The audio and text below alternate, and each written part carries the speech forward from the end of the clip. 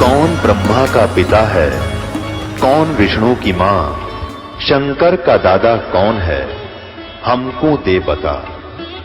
ये जानने के लिए कृपया सुनिए। जगत गुरु तत्वदर्शी संत रामपाल जी महाराज के अमृत वचन सर्व पवित्र धर्मों के पवित्र शास्त्रों के आधार पर।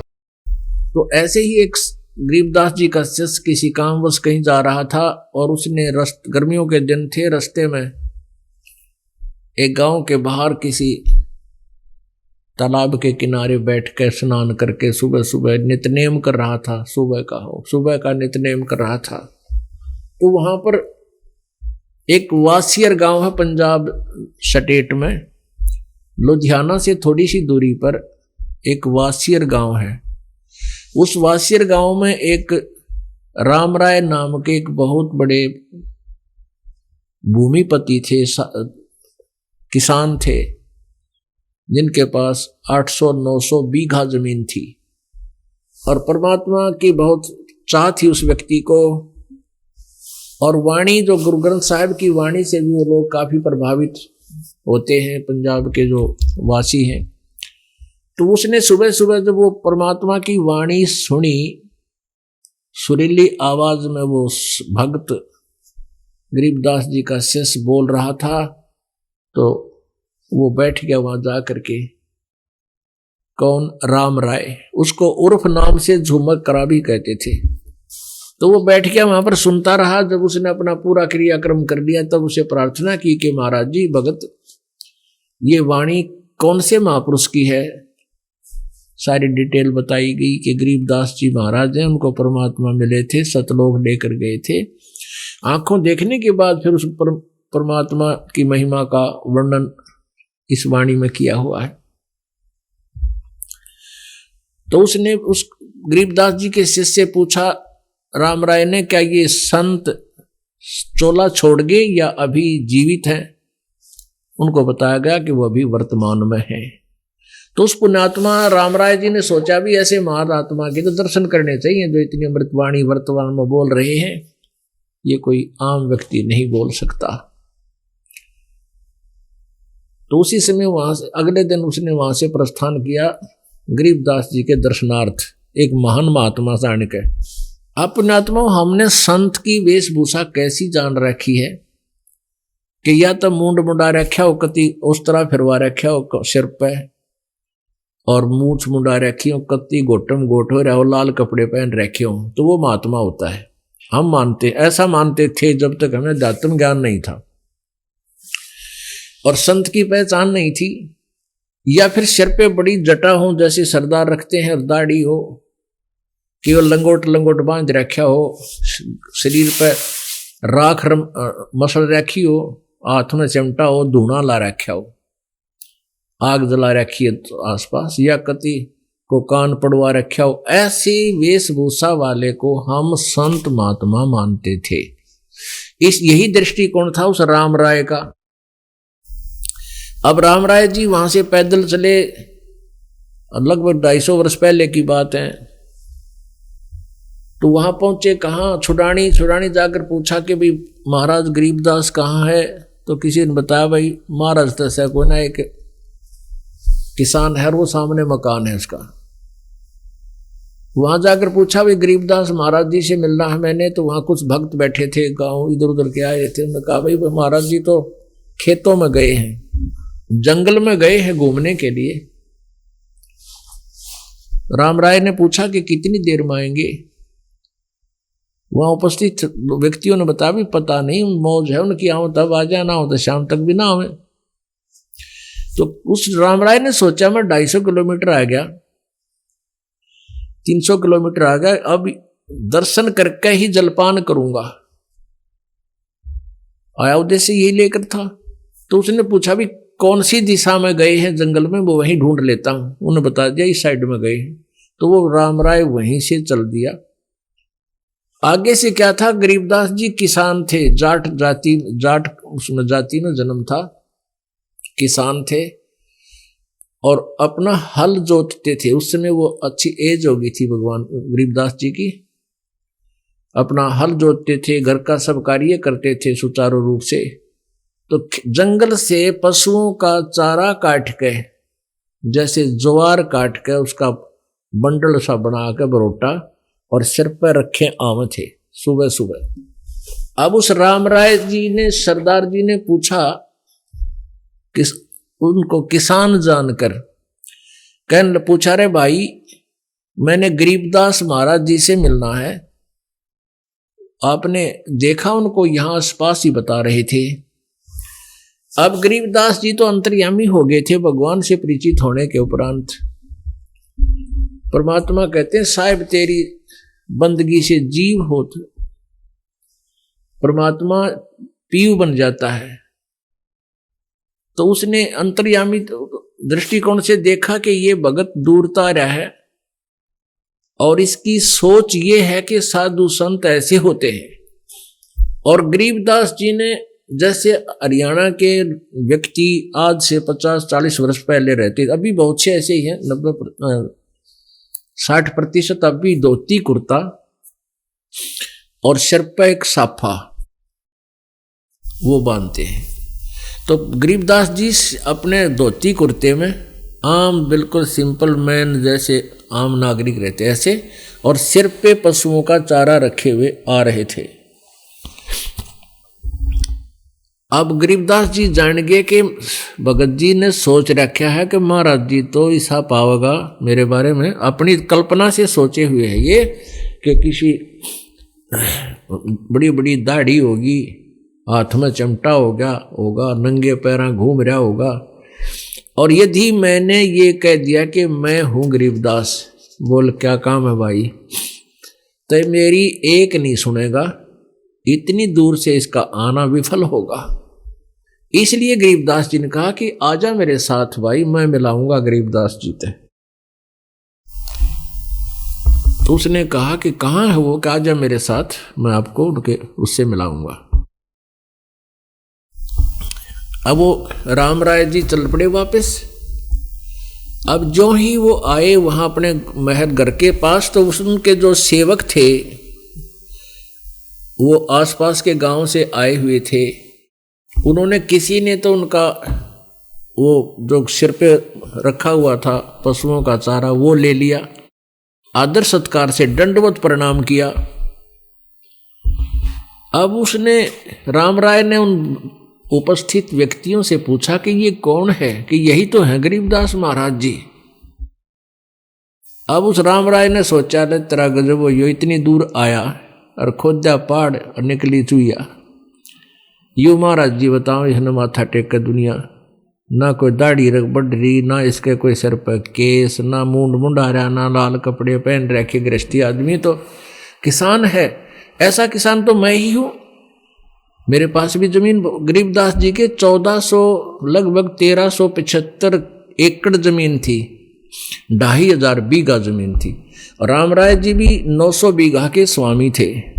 तो उस अहम के कारण दुखी हो गया, तेरे की यू महाराज जी बताए, यू इसे व्याकर महाराज जी, इसे तो मन थे। फिर भी दूर से आया था। गरीबदास जी ने कहा कि आज वो भक्त बैठो।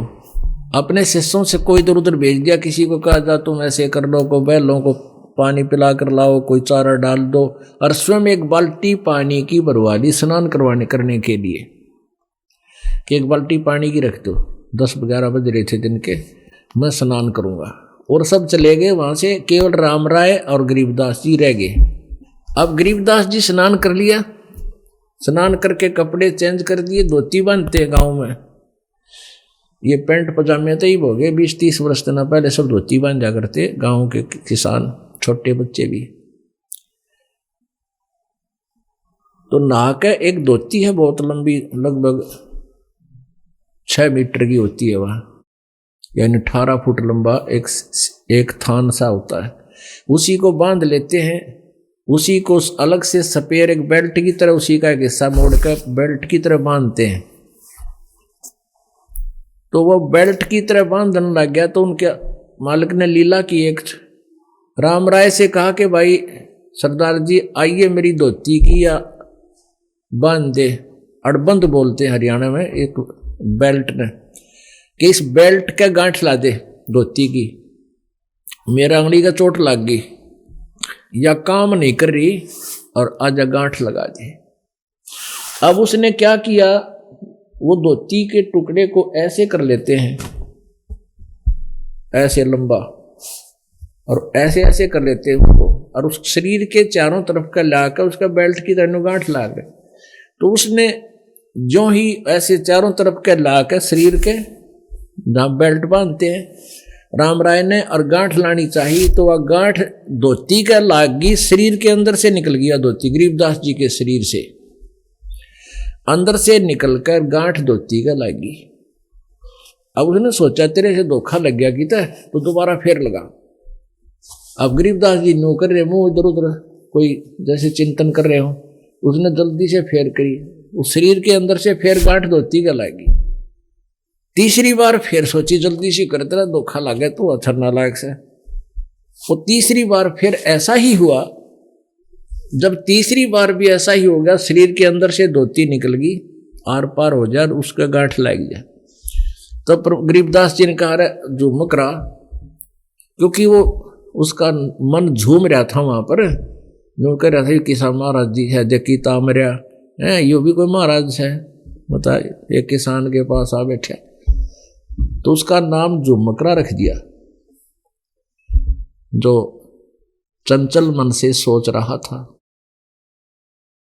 कार्य झुमकरा राम राय के बात होगी भाई, गांठ ना लगी धोती के, क्या बात है, अरे मैं तो तेरे जैसा आदमी हूं, फिर गांठ क्यों ना लगती तेरे ते।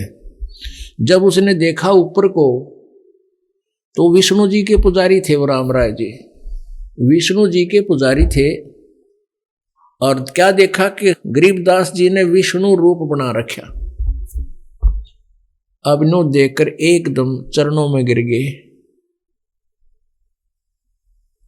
और कहने लगे आप तो भगवान हो, आप तो परमात्मा हो। गरीबदास जी बोले भाई मैं परमात्मा को ना, बैठ जाते ना, परमात्मा के बारे में ज्ञान बताता हूं। फिर उन्होंने देखा तो एज इट इज, जो कि जो अपने जैसे किसान होते हैं ऐसे ही, पर उसका विश्वास हो गया कि वो कोई लीलाधारी जरूर है। तो क्या किया उसने, गरीबदास जी ने उसको ज्ञान समझा, सृष्टि रचना बताई सारी, उसको वहीं पर रखा 1-2 दिन। तो फिर गरीबदास जी से उसने कहा कि भगवान, उस झुमकरा ने कहा कि हे परमात्मा, आज तक ऐसा ज्ञान हमारे को किसी ने नहीं बताया। तो गरीबदास जी ने कहा भाई इस ज्ञान के बताने वाले तुझे करोड़ों में नहीं मिले हैं, करोड़ों में, अरबों में कोई एक मिलेगा, अरब मार्गदर्शकों में। पुण्यात्माओं जैसे आप देख रहे हो कितने गुरु हैं, कितने ब्राह्मण हैं, कितने काजी मुल्ला हैं, कितने ये जो ईसाई धर्म के हैं ये कितने हैं, और फिर गांव गांव में एक के घर में 3-3 4-4 गुरु। एक किसी के बच्चे का कोई गड़बड़ हो जाती है, हमने देखी नो कहते कोई पड़ोसन आवेगी, कह क्या होगी, क्या हो गया बेबे तेरे बच्चे का अगदी बीमार चल रहा है, कोई दिन तो बेटी है या बेटा बीमार है, तो नो कहेगी इसका कान तला टीका ला दे, यहाँ काली शाही थे। एक गुरु, दूसरी कहेगी भीतरली की बोल दे 100 रुपया भीतरली का, भीतरली माई का। 2 गुरु, तीसरी आओगी बारली का धर दे गुड़। 3 गुरु, चौथी कहेगी इसके ऊपर कह के मैं वायर दे। 5 गुरु, 4 गुरु, कोई कह चौराहे पर धर दे इसकी एक ठीकरी। यानी एक के ऊपर मन मानो 10 गुरु पा जा। ऐसे एक 5-10 हजार की आबादी में 5000 गुरु पाओगे। ये मार्गदर्शक, आध्यात्मिक मार्गदर्शक। और फिर ये अन्य बताने वालों की तो कमी है को नहीं। तो यहां क्या बताते हैं कि गरीबदास जी ने कहा कि करोड़ों मध्य कोई नहीं रह झुमकरा, अरबों में कोई गर्क सुनो रहा झुमकरा, तत्व भेद कोई ना कहे रे झुमकरा, ये पैसे ऊपर नाच सुनो रे झुमकरा।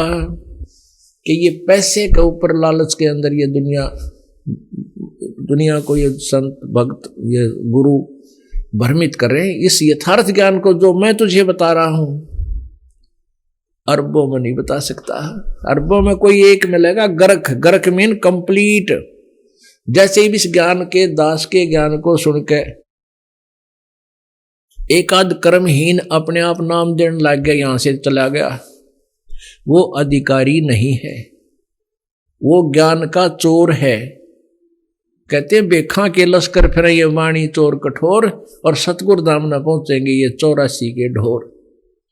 तो ऐसे व्यक्ति अधिकारी नहीं होते। इस दास के अतिरिक्त वर्तमान में इस पृथ्वी पर कोई भी अधिकारी नहीं है सार नाम के देने का, और इस सत नाम के नाम देने का कोई अधिकारी नहीं है। यदि कोई नामदान देता है तो वो धोखेबाज है, आपके साथ धोखा कर रहा है, वो दुष्ट आत्मा है, उससे बच के रहना चाहिए। ऐसे दुष्टों ने तो बैठा रखा है, इतने दिन हो गया हम यहाँ परमात्मा से दूर दुख पा रहे हैं। ये माया के लोभी, कोई महाराज जी को आने का लोभी, मान बड़ाई का भूखा। कहते हैं साहिब के दरबार में गाहक कोट अनंत, भक्ति बतेरे करते हैं लेकिन 4 चीज चाहते हैं, रिद्धि सिद्धि मान और मेहनत। साहिब के दरबार में ऐसा कोई एक, इन चारों को छोड़ के वो चाव है पुरुष अलेख। साहिब के दरबार में गाहक कोट अनंत, और वो 4 चीज मांगे हैं, रिद्धि सिद्धि मान और मेहनत। बड़ाई चाहते हैं या मेहनत पड़ा, प्रधानता चाहते हैं। और साहिब के दरबार में ऐसा कोई एक, इन चारों ने छोड़ के केवल चाव है पुरुष अलेख। तो जो प्रसंग चल रहा था कि हम परमात्मा से दूर इसलिए हैं कि हम परमात्मा को पहचान नहीं पाए। परमात्मा को ना पहचानने से हम अभी तक दुख पा रहे हैं, और परमात्मा को न पहचानने के कारण ये नकली गुरु और संत और महंत हैं जो प्रभु से परिचित नहीं।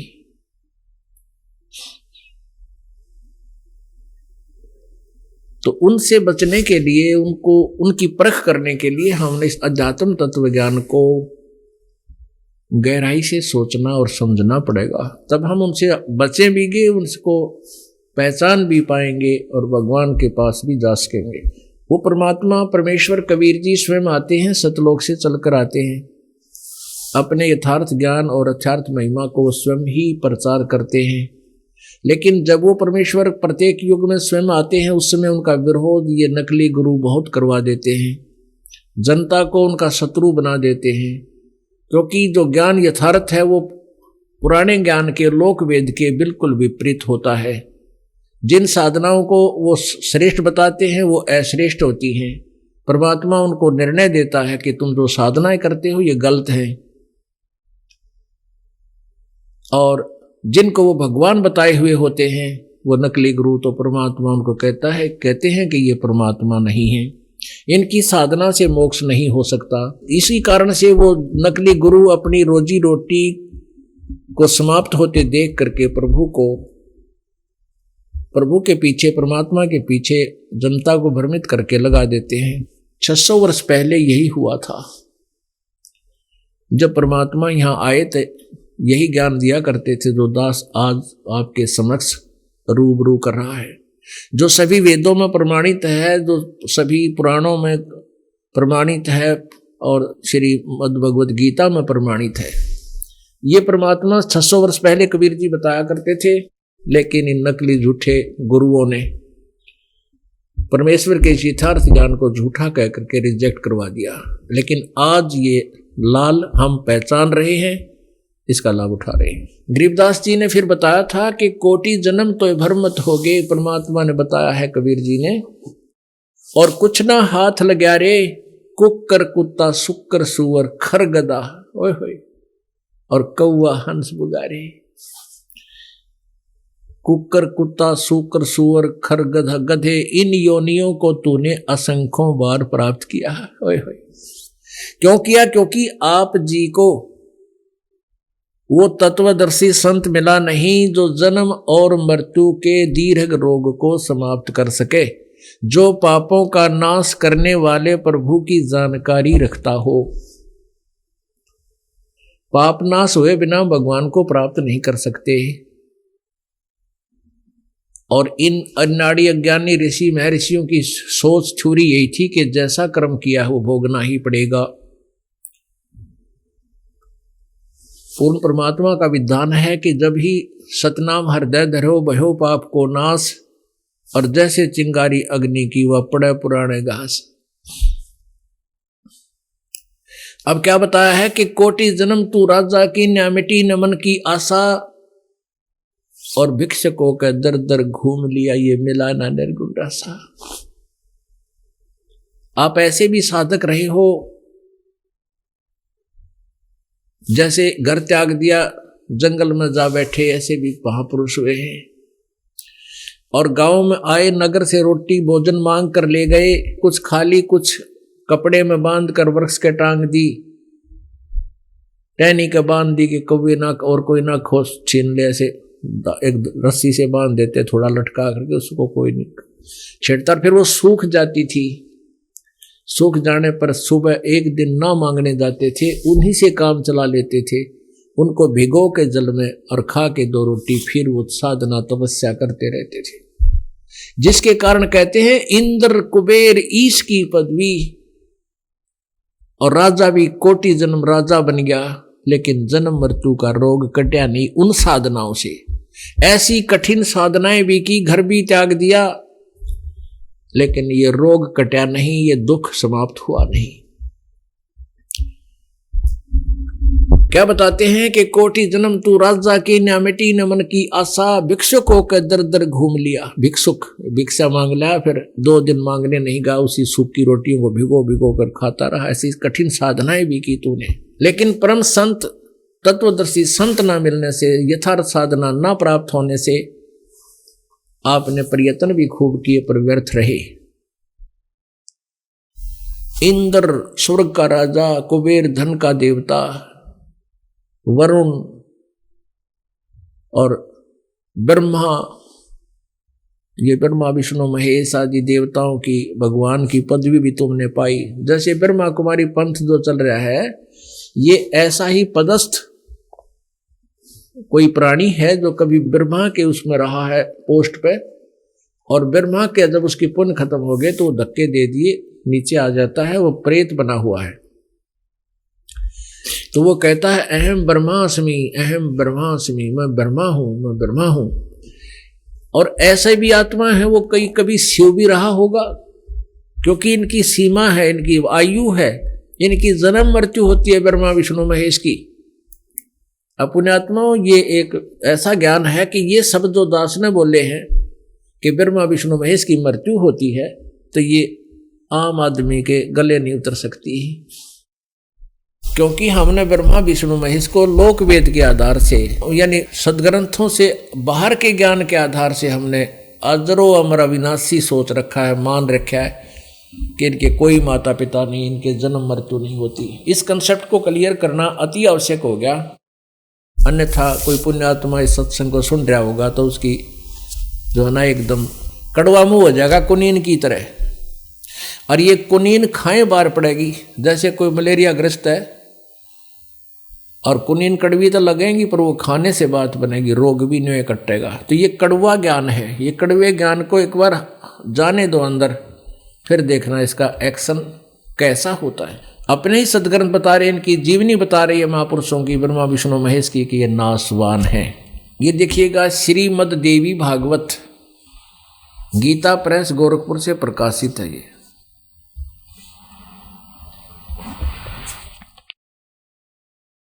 इसके संपादक कौन है?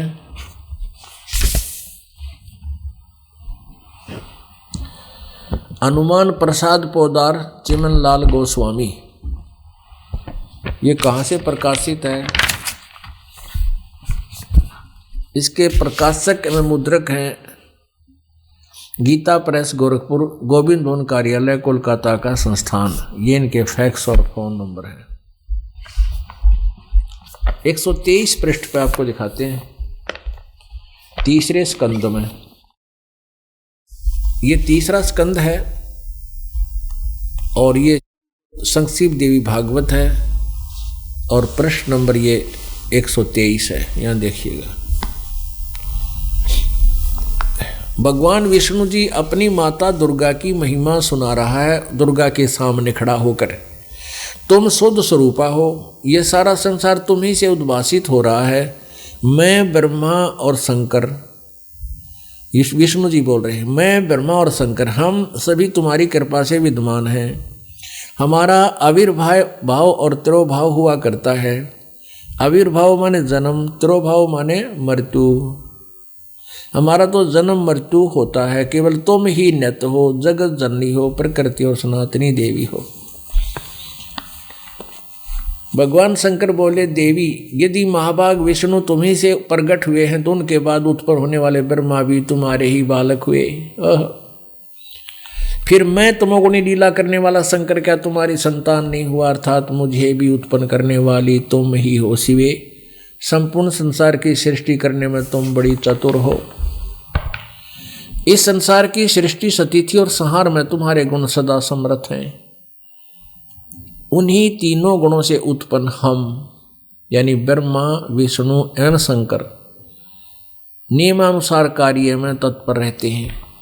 अब इस लेख से 4 कंसेप्ट क्लियर हो गए, 4 बात क्लियर होगी। नंबर 1, ब्रह्मा विष्णु महेश नासवान है, अविनाशी नहीं है। नंबर 2, दुर्गा इनकी माता है, जन्म देने वाली है, त्रिदेव जननी है। और तीसरा ये हो गया कि रजगुण ब्रह्मा, सतगुण विष्णु, तमगुण शिव जी। ये एक रजगुण ब्रह्मा है, सतगुण विष्णु, तमगुण शिव जी हैं। और चौथा ये हो गया कि ये केवल नियमानुसार कार्य ही कर सकते हैं, जिसके भाग में जैसा लिखा है वैसा ही दे सकते हैं। ये उसमें कोई परिवर्तन नहीं कर सकते। दुखी को ये सुखी नहीं कर सकते और सुखी को दुखी नहीं कर सकते, यानी पाप नाशक नहीं है। तो पुण्यात्माओं, ऐसे इनकी जन्म मृत्यु होती है। जैसे एक ब्रह्मा की आयु है, एक ब्रह्मा की आयु 100 वर्ष है। ये वर्ष कैसे बनते हैं? सतयुग, त्रेता, द्वापर, कलयुग, 4 युगों की एक चतुर्युगी होती है। ऐसे ऐसे 1008 चतुर्युग का ब्रह्मा का दिन, इसको लमसम 1000 मान लेते हैं हम। 1000 चतुर्युग का ब्रह्मा का दिन, इतनी ही रात्रि, 30 दिन रात का महीना, 12 महीने का वर्ष, 1 और 100 वर्ष की, ऐसे बने हुए 100 वर्ष की ब्रह्मा जी की आयु। ओहो! फिर ब्रह्मा जी से 7 गुना अधिक विष्णु जी की आयु 700 वर्ष, और विष्णु जी से 7 गुना यानी 4900 वर्ष शंकर जी की, तमगुण शंकर। तो रजगुण ब्रह्मा, सदगुण विष्णु, तमगुण शंकर की इस तरह आयु है। तो ऐसे ऐसे 70,000 बार जब तमगुण शिव मर लेगा, तब एक काल ब्रह्म लोक में रहने वाला ये काल मरेगा, इसकी मृत्यु होगी, जो गीता ज्ञान दे रहा है। गीता ज्ञान दाता इसलिए कह रहा है अर्जुन 4th अध्याय के 5वें श्लोक में और 9वें में कि मेरा जन्म मृत्यु तेरी और मेरे बहुत होलिए, आगे भी होंगे, तू नहीं जानता मैं जानता हूं। मेरे जन्म और कर्म दिव्य हैं। कैसे हैं कि जैसे 70,000 बार इसका त्रिलोक की शिव मर लेगा, तब एक काल मरेगा ब्रह्मलोक में रहने वाला। वो एक युग होगा पर ब्रह्म का, उस अक्षर पुरुष का एक युग ओनली, और ये मर जाएगा, एक ब्रह्मांड का नाश होगा। फिर ये सारे, दुर्गा भी मरेगी, यो काल ब्रह्म भी मरेगा। फिर ये सारे प्राणी ऑटोमेटिक सिस्टम से, प्रभु परमेश्वर की बनाए हुए विधान से दूसरे ब्रह्मांड में चले जाएंगे। वहां दुर्गा और काल का अपने आप, जैसे ये सुरसी डोरे अपने आप, कई कीड़े अपने आप उत्पन्न हो जाते हैं, इस विधान से इन दोनों का जीवन होगा। ये एकदम युवा हो जाएंगे, ऐसे इनका प्रकट हो जाएंगे, इनका शरीर बन जाएगा। ये फिर आगे अपने वचन से, शारीरिक संपर्क से आगे ब्रह्मा विष्णु महेश की उत्पत्ति और अन्य सृष्टि फिर प्रारंभ करेंगे दूसरे ब्रह्मांड में। तो ऐसे इसकी मृत्यु, ये कहता मेरे भी जन्म मृत्यु होती है, लेकिन मेरे जन्म और कर्म दिव्य हैं, ऐसे हैं। तो फिर ऐसे जैसे एक युग हुआ, एक ब्रह्म की मृत्यु जो है ये परब्रह्म का एक युग, ऐसे ऐसे 1000 युग का परब्रह्म का दिन, इसमें चतुर्युग नहीं है।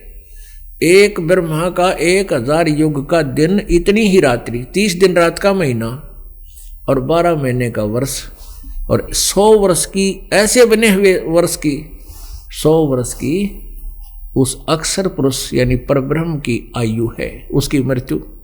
इसलिए गीता जी अध्याय नंबर 15 के श्लोक नंबर 16 और 17 में सरपुरुष ये ब्रह्म, अक्षर पुरुष ये परब्रह्म, इन दोनों को और इनके अंतर्गत जितने प्राणी हैं सबको नाशवान बताया। ये स्थूल शरीर का नाशवान है और ये भी नाशवान है, इनकी भी मृत्यु होती है।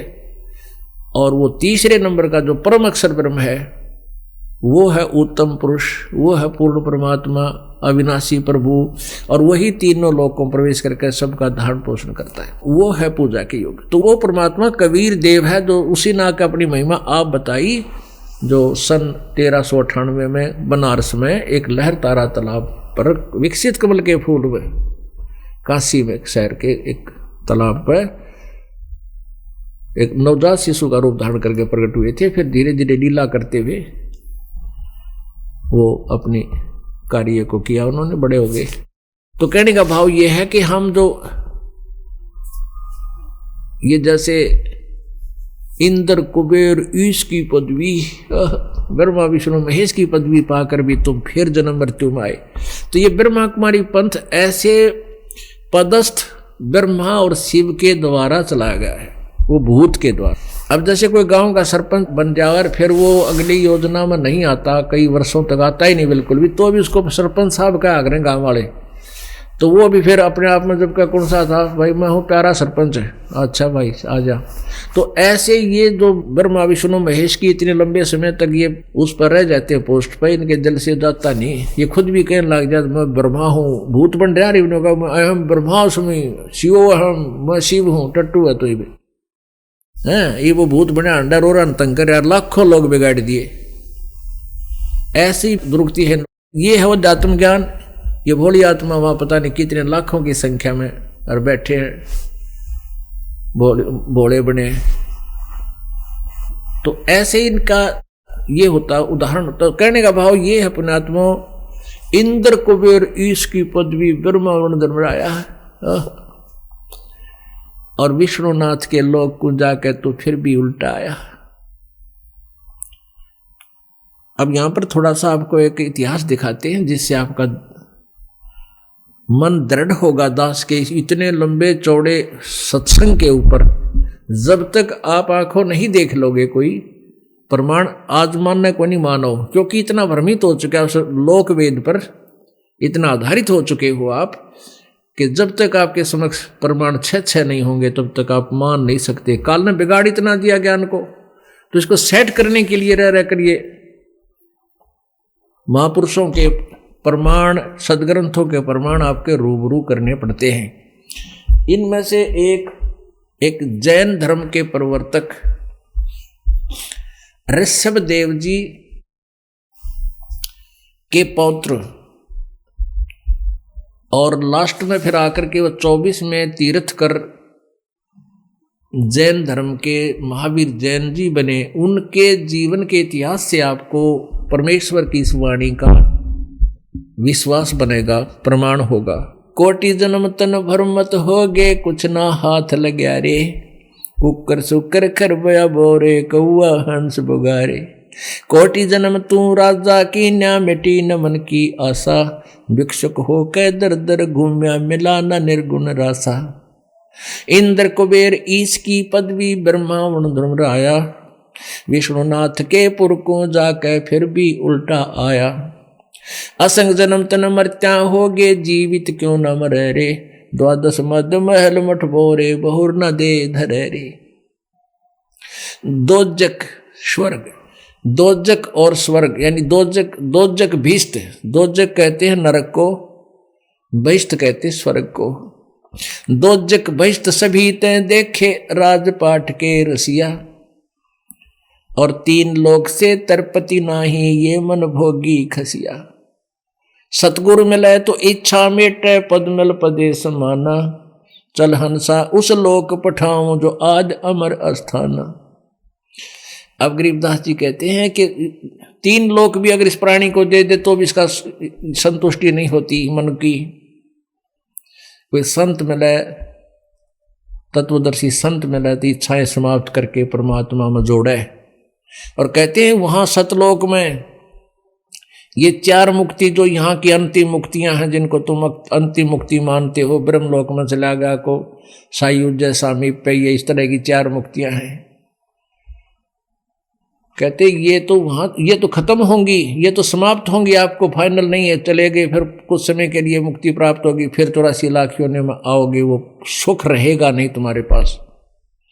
और जो साधना हम बताते हैं, सतलोक में जाओगे इन, और ये 4 मुक्ति सदा के लिए तुम्हारे चरणों में सुख ये पड़ा रहेगा। और अविनाशी वो परम अक्षर ब्रह्म उत्तम पुरुष तु अन्य परमात्मा इति उदाहरते, ये लोकत्रयमाविश्य विवर्ती अवैश्वर, वो अविनाशी परमात्मा मिलेगा। ये देखिएगा, आओ जैन धर्म को जाने, ये 2 पृष्ठ पढ़ाते हैं आपको। इससे ये दास ने जो अभी तक आपको मौखिक ज्ञान दिया, भगवान की वाणी बताई, ये सिद्ध हो जाएगी सच्ची। ये इन्हीं की लिखी हुई पुस्तक है, दास ने नहीं बनाई। प्रवीण चंद्र जैन M.A. शास्त्री इसके लेखक हैं। और ये आओ जैन धर्म को जाने, ये इसका नाम है। ओम हरम नमः, ये नकल करा कि ओम हरम, यो हरियम नाम है, इसको हरम कहें, हराम नमः, इनकम्प्लीट। लेखक है प्रवीण चंद्र जैन M.A. शास्त्री, जम्बूद्वीप हस्तिनापुर। प्रकाशक है श्रीमती सुनीता जैन, जम्बूद्वीप हस्तिनापुर मेरठ।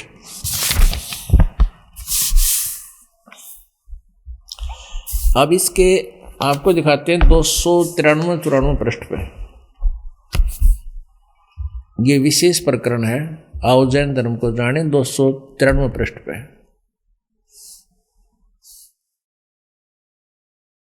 प्रश्न 3343 में, प्रश्न नंबर संख्या, श्री महावीर भगवान के अन्य कौन कौन से नाम हैं? उत्तर है अन्य 5 नाम हैं, वीर, अतिवीर, सन्मति, महावीर एवं वर्धमान।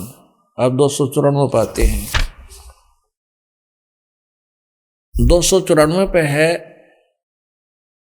3351 नंबर प्रश्न है, श्री महावीर भगवान के जीवन का कथन कहाँ से प्रारंभ होता है? पुरुरवा नामक भील की पर्याय से। एक पुरुरवा नामक भील था, वहां से इसका जीवन, इन्होंने याद है कि यहां से उनको याद है, यहां से लिखना शुरू किया। और पुरुरवा भील कौन था, उसने क्या किया? ये पुष्कलावती देश की पुंडरीकीणी नगरी में वह भीलों का राजा था। उसने सागरसेन मुनिराज से मद मास मधु का त्याग व्रत लिया था, जिसे जीवन पर्यंत पालन किया। फिर है श्री महावीर भगवान का जीव इस पुरुरवा भील के शरीर ने छोड़कर कहाँ गया? पर्याय को छोड़कर कहाँ गया? उत्तर मिला कि पहले तो 100 धर्म स्वर्ग में 1 सागर की आयु वाला देव हुआ। पहले 100 धर्म स्वर्ग में 1 सागर की आयु वाला देवता बन गया। फिर पहले स्वर्ग के बाद महावीर भगवान का जीव किस जीवन में, पर्याय में, शरीर में गया? भरत चक्रवर्ती की रानी, ये भरत जो था जैन धर्म के प्रवर्तक ऋषभदेव जी हैं, उनके पुत्र थे भरत चक्रवर्ती की। और जो भरत चक्रवर्ती की रानी अनंतमती से मारीची नामक ज्येष्ठ पुत्र हुआ। तो ये जो मारीची था, महावीर जैन का जीव मारीची बना, भरत का पुत्र और ऋषभदेव जी के पौत्र हुआ। फिर मारीची के शरीर से कहाँ गया? क्योंकि मारीची वाले जीव ने अपने दादाजी से, ऋषभदेव जी जैन धर्म के प्रवर्तक से नाम लिया था, और उन्होंने ओम नाम ही जाप करते थे और कोई मंत्र नहीं होता था। उस ओम नाम के जाप करने से और हठ तप यज्ञ करने से क्या मिला इस मारीची वाले जीव को? ऋषभदेव के शिष्य को, डायरेक्ट शिष्य था ऋषभदेव का, ये ब्रह्म स्वर्ग में देव हुआ, ब्रह्मलोक में चला गया। उसके बाद फिर ब्रह्म स्वर्ग से कहाँ महावीर भगवान का जीव किस पर्याय में गया? अयोध्या नगरी में कपिल ब्राह्मण की काली स्त्री से जटिल नामक पुत्र हुआ, फिर स्वर्ग में गया। अब लंबा ना करते, फिर आगे ये हुआ, ये स्वर्ग में गया, फिर गौतम ब्राह्मण की कौश की पत्नी से अग्निमित्र नामक पुत्र हुआ, फिर महेंद्र स्वर्ग में गया। अब 295 पे तोड़ पाटेगा। मंदिर नगर में सालकाय ब्राह्मण की पत्नी से भारद्वाज नामक पुत्र हुआ, और भारद्वाज से फिर के बना? महेंद्र स्वर्ग में देव बना, महेंद्र भारद्वाज के शरीर को छोड़कर। महेंद्र स्वर्ग से महावीर भगवान का जीव कहाँ गया? इतर निगोद में एक सागर की आयु वाला निगोदिया जीव है। निगोद से निकलकर श्री महावीर भगवान का जीव कहाँ गया? अब देखियो कहाँ गया। उन्होंने अनेकों भाव धारण किए जो इस प्रकार हैं। 1000 आक वृक्ष के शरीर भाव, 80,000 सीप के भाव, वह सीप समुद्र में होते से मोती बनती है। 20,000 नीम वृक्ष के भाव, 90,000 बार केल वृक्ष के भाव, और 3,000 बार चंदन वृक्ष के भाव, 5 करोड़ बार कनेर वृक्ष के भाव, 60,000 बार वैश्या के शरीर, ओहो, 5 करोड़ बार शिकारी के शरीर भाव, और 20 करोड़ बार हाथी, 20 करोड़ बार हाथी, और 60 करोड़ बार गधा। ओ तेरा गजब भैया, गधा ते कब बना बतेरा, और 30 करोड़ बार कुत्ता। यह और कसर रहेगी, 30 करोड़ बार कुत्ते के जीवन। हे मेरे मालिक, पुण्यात्माओं कलेजा मुँह का आवे, और इस ज्ञान में थोड़ा सा भी इंटरेस्ट रखोगे दास के में, फिर देखना निर्णय क्या होता है। 30 करोड़ बार कुत्ता हुए वो महान आत्मा है, और 60 करोड़ बार नपुंसक, 20 करोड़ बार स्त्री, और 90 लाख बार धोबी, 8 करोड़ बार घोड़े के भाव, और 20 करोड़ बार बिल्ली, 60 लाख बार गर्भपात से मरने, और केवल 80 लाख बार देव पर्याय को प्राप्त हुआ किया। 80 लाख बार तक देवता बना कुल, और बाकी ये देख लो रत्ना के जो भैया 60 करोड़ बार गधा सिर पर धर ले इस देवता पढ़ने जो गधा एक का बना बतेरा 60 करोड़ बार तो बहुत घना हो गया। और कुत्ता है 30 करोड़ बार कुत्ता, औरतें आपने पढ़े लिया सारा। यानी मैक्सिमम कष्ट होता है गधे और कुत्ते के जीवन में। ओह, अब पुण्यात्मा आगे क्या देखना, इसने क्या किया, इस महावीर फिर 80 लाख बार देव पर्याय को प्राप्त हुआ। बस उपरोक्त भावों को जीवन को भोगने के बाद महावीर श्री महावीर भगवान ने किस पर्याय को प्राप्त किया? राजगृह नगर में स्थावर नामक ब्राह्मण को। उस ब्राह्मण से फिर महेंद्र स्वर्ग में 7 सागर वाली आयु का देव हुआ। फिर उससे कहा राजगृह में विश्वभूति राजा की जैनी रानी से विश्वनंदी नामक पुत्र का पुत्र हो गया। विश्वनंदी के प्रयास से निकलकर महाशुकर स्वर्ग में देव हुआ। फिर त्रिपुट नारायण हुआ। फिर नारायण फिर के 7वें नरक में गया। या कसर रही थी नरकाली, अब 7वें नरक में गया। आगे देखो 296 पृष्ठ पे। ओहो हो। फिर कहते सिंहगिरी पर्वत पर सिंह हुआ और पुनः फिर प्रथम नरक में गया, 1 नंबर के नरक में। ओए होए होए। और फिर कहाँ हिमवान सिख पर्वत शिखर पर सिंह हुआ, उस नरक से निकल गया, फिर शेर बना। और फिर वो क्या कहाँ गया? सौदर स्वर्ग में सिंह केतु नामक देव हुआ। फिर कहाँ गया? कनकप्रभा नगर में राजा नकपुंख विद्याधर की और रानी कनकमाला से कंकोजल नामक पुत्र हुआ। फिर 7वें स्वर्ग में गया, अयोध्या नगरी में जन्म लिया, महासुगर स्वर्ग में देव हुआ। फिर दात की खंड की पूर्व विदेही पुष्काकली देश की पुंडी की नगरी में राजा सुमित्र सुमित्र रानी मनोरमा से प्रिय मित्र नामक चक्रवर्ती हुआ, राजा बन गया। और फिर संसार स्वर्ग में देव हुआ। संसार स्वर्ग से कहा गया जम्बूद्वीप में छतरपुर नगर में नंदीवर्धन नामक राजा की वीरमती रानी से नंद नामक पुत्र हुआ। फिर नंद का जीव कहा गया पुष्पोत्तर विमान में देव हुआ। और फिर वो 24वां तीर्थ श्री महावीर भगवान होया। ओ तेरा गजब हुई ये भी भगवान होया, मतलब इतनी बिरानमाटी हो गए। फिर यो 24वां तीर्थ कर श्री महावीर भगवान होया। और फिर महावीर भगवान ने के कमाल किया। श्री महावीर भगवान के जीव ने कितने पाखंड मत चलाए, कहते 363 पाखंड मत चलाए। और तेरा गजब हो पुण्यात्माओं, ये जो इतिहास है महापुरुषों के, ये सचमुच इनके साथ, क्योंकि ये इन्होंने लिखा हुआ है, हम तो लिखते नहीं हो, बनावटी बना ली, झूठ बोल दी। इन्होंने सही लिखा है ये, और ऐसा ही इनके साथ बीता है। पुण्यात्माओं, जब ये मारीची रूप में, मारीची के शरीर में यही आत्मा और सीधी ऋषभ देव जी की शिष्य बना, जो इनका दादाजी थे, वो केवल ओम नाम का जाप दिया करते थे और कोई मंत्र नहीं था, या हठ योग करते थे। उनसे ये क्या बना, केवल 83 लाख बार तो यो देवता होया, और बाकी 60 करोड़ बार गधा, 30 करोड़ बार कुत्ता। और तेरा गजब हो। तो ये इसलिए था कि इन साधनाओं से, उस परम अक्षर ब्रह्म की पूजा ना करने से जैसे कर्म किए हैं वो दोनों भोगने ही पड़ते हैं। नरक में भी गए, स्वर्ग में भी गए, महास्वर्ग में भी गए।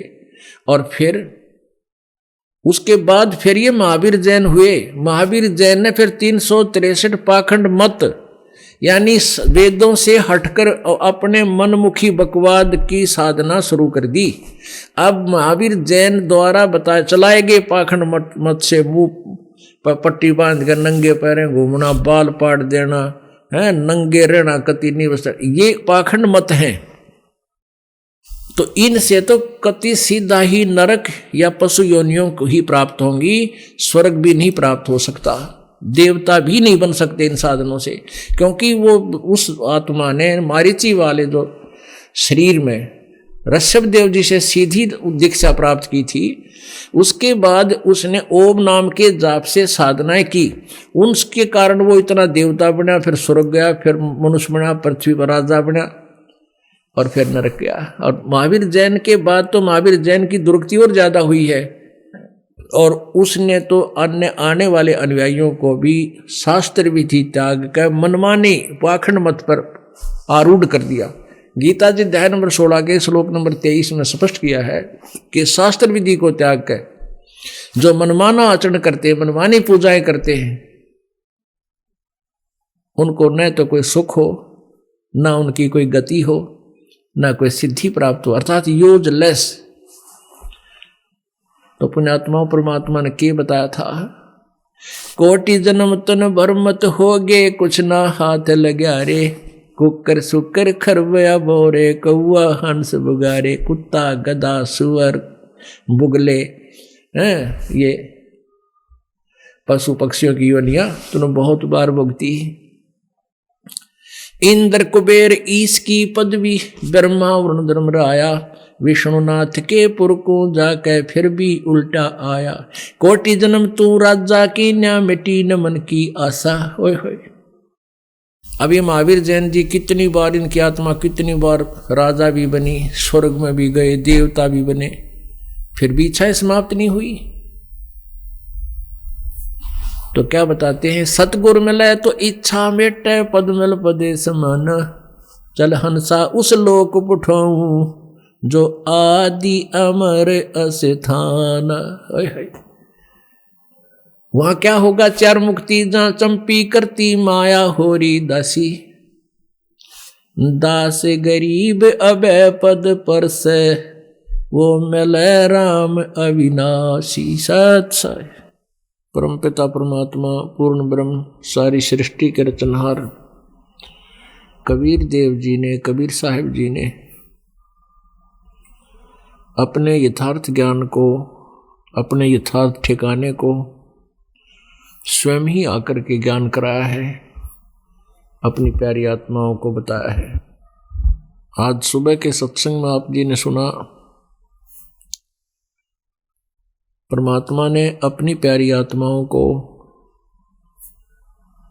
जो अच्छी आत्माएं थी, उनको आकर के दर्शन दिए, उनको सतलोक सचखंड उस अमर लोक में लेकर गए जहां गए हुए प्राणी सदा सुखी रहते हैं, उनका पुनर्जन्म नहीं होता। उनमें से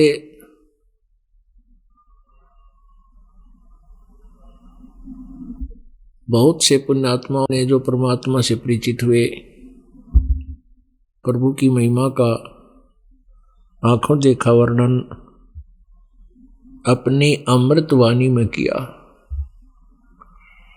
वो अमृतवाणी उन महापुरुषों की आज हमारे लिए एक एफिडेविट बन गया, हमारे लिए प्रत्यक्ष प्रमाण हो गया कि इन महापुरुषों को परमात्मा मिले थे। जिनको परमात्मा मिले थे उनकी साधनाएं क्या थी, वो भी उनकी वाणी में लिखा हुआ कि उन्होंने कौन कौन सी साधनाएं की। आज जो हम साधना कर रहे हैं, ये वो साधना है जो उन महापुरुषों ने की थी, जिनको परमात्मा मिले थे, जिन्होंने पूर्ण मोक्ष प्राप्त किया था, जन्म मृत्यु जिनकी समाप्त हुई है। इस बात से हमें और खुशी होती है, ये दृढ़ता मिलती है हमारी भक्ति मार्ग में कि जो साधनाएं हम कर रहे हैं यही उन महापुरुषों ने की थी, जिन्होंने परमात्मा पाया और जन्म मृत्यु के रोग को समाप्त करवाया। परमात्मा की भक्ति बहुत आसान है,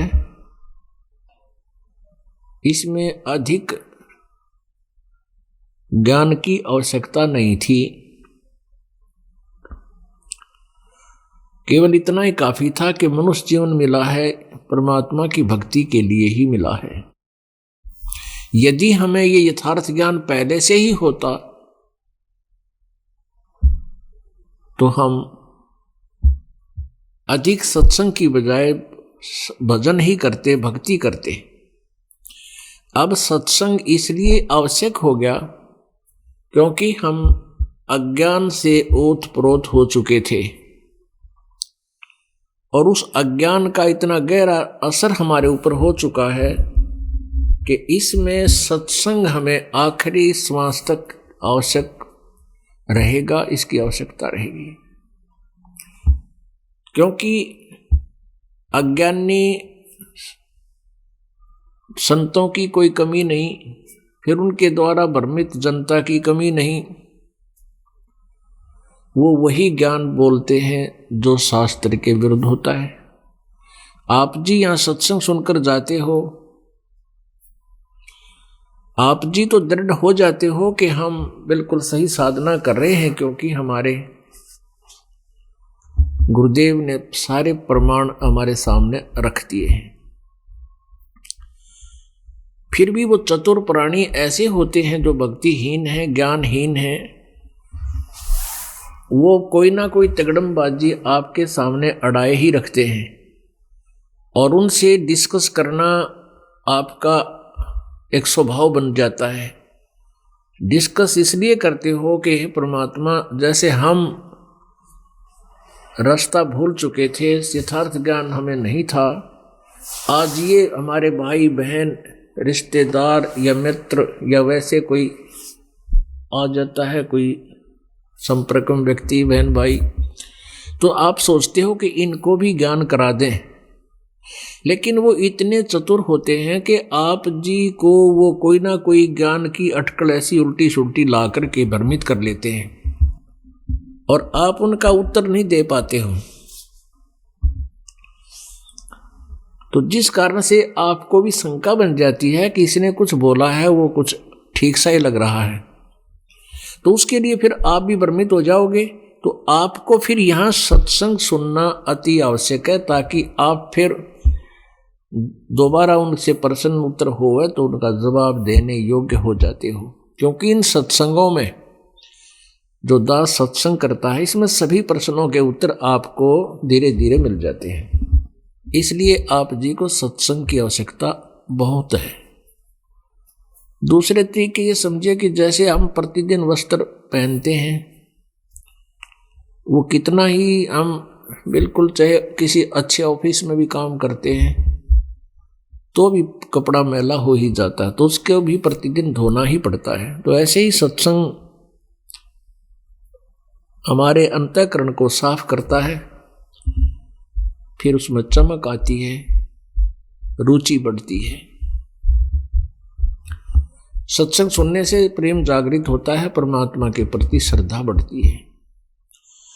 किसी वस्तु के गुणों से हम परिचित होते हैं, उसके पाने की चाह हमारे अंदर प्रबल होती है।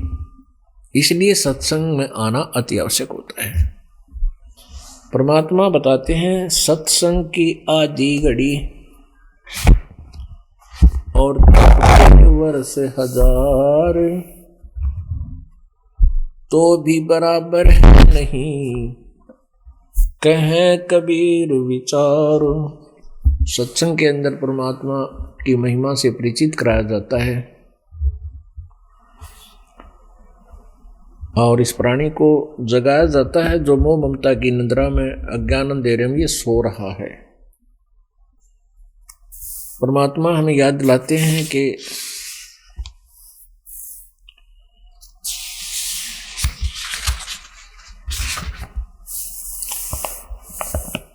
प्रभु की भक्ति करने से जीव मोक्ष हो जाएगा, इसका जन्म मृत्यु सदा के लिए समाप्त हो जाएगी। जैसे आज आपने सुबह सुना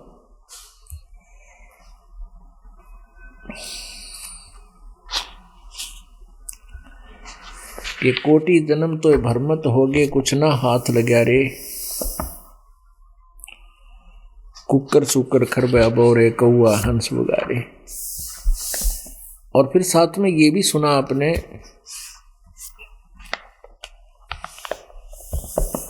ये भी देखा कि सत साधना ना करने से किस प्रकार महापुरुषों की दुर्गति हुई। जैसा कि महावीर जैन जी का इतिहास आपको आपके रूबरू कराया।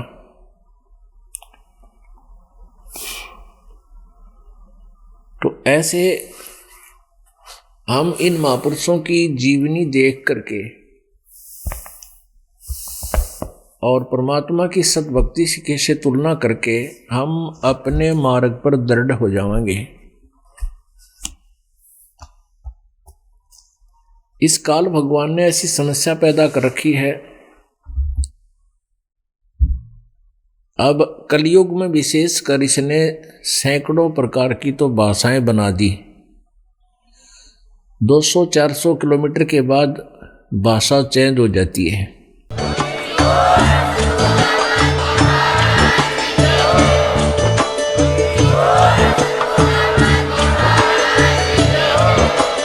आप सुन रहे थे जगत गुरु तत्वदर्शी संत रामपाल जी महाराज जी के मंगल प्रवचन। अधिक जानकारी के लिए विजिट कीजिए हमारी वेबसाइट www.jagatgururampalji.org। संत रामपाल जी महाराज जी के शुभ आशीर्वाद से पूरे विश्व भर में 500 से भी ज्यादा नाम दीक्षा केंद्र हैं, जिन पर संत रामपाल जी महाराज जी द्वारा ऑनलाइन निःशुल्क नाम दीक्षा दी जा रही है। अपने नजदीकी नाम दीक्षा केंद्र का पता करने के लिए संपर्क करें 8222880541।